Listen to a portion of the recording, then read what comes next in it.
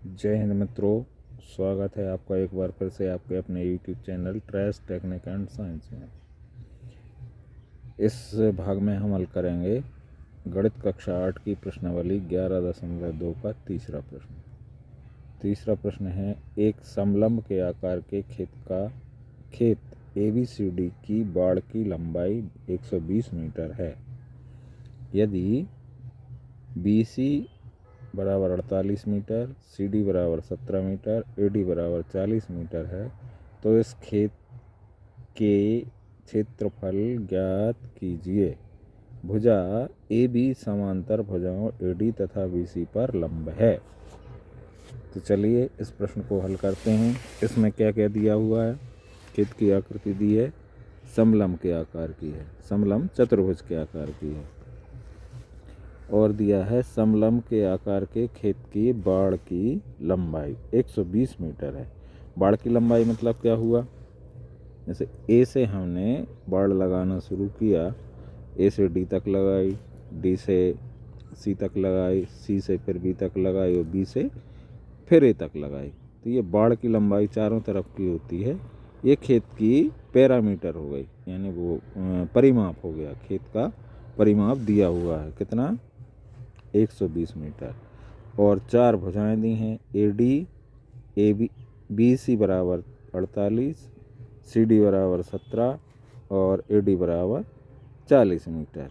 जबकि इसमें AB हमें ज्ञात करना पड़ेगी, क्योंकि दिया है कि ये इन दोनों भुजाओं पर, इस पर और इस पर लंब है, मतलब ये इसकी ऊंचाई है, इसको ऊंचाई मान सकते हैं।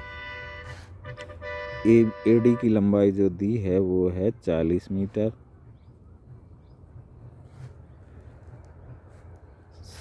और CD की लंबाई है 17 मीटर, BC की लंबाई जो है यहाँ से यहाँ तक 48 मीटर है।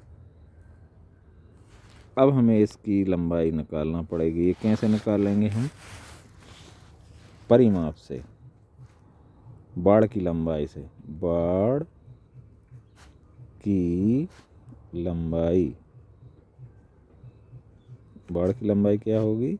AB plus BC plus BC CD और CD से AD।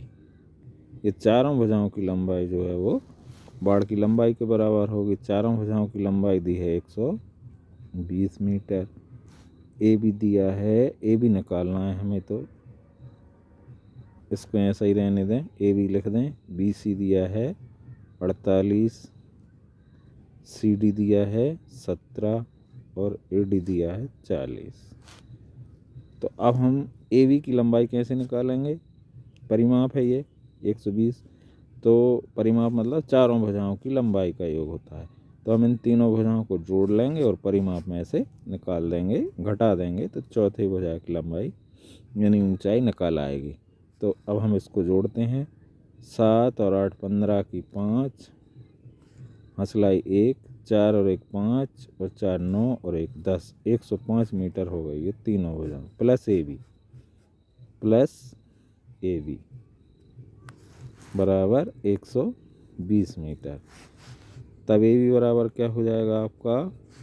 AB बराबर 120 माइनस 105।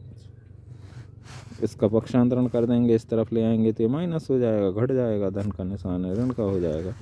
तो ये घटाने पर हमें प्राप्त होगा 120 में से 105 घटा देंगे तो ये जाएगा आपका 15 मीटर। ये आ गई आपकी AB की लंबाई, यानी खेत की जो समलंब भुजा है उसकी ऊंचाई। अब हम समलंब चतुर्भुज के क्षेत्रफल का सूत्र इसमें लगाकर क्षेत्रफल निकालेंगे। समलंब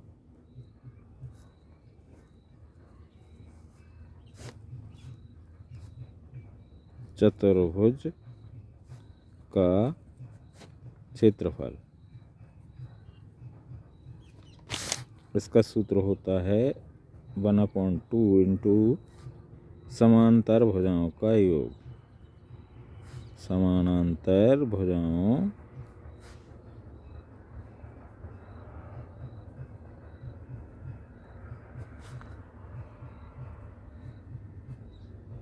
का योग गुणित ऊंचाई।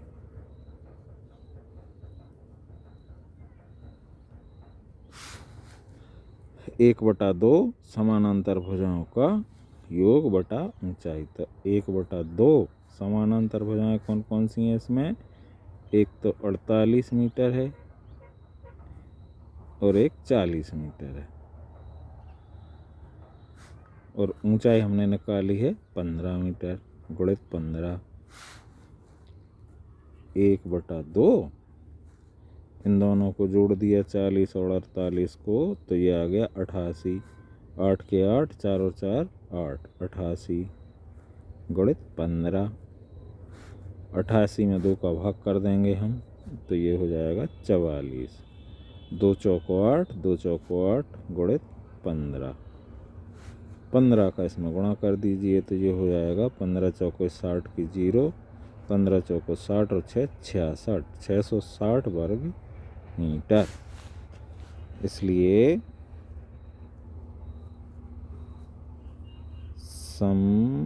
समलंब आकार के खेत का क्षेत्रफल 660 वर्ग मीटर होगा।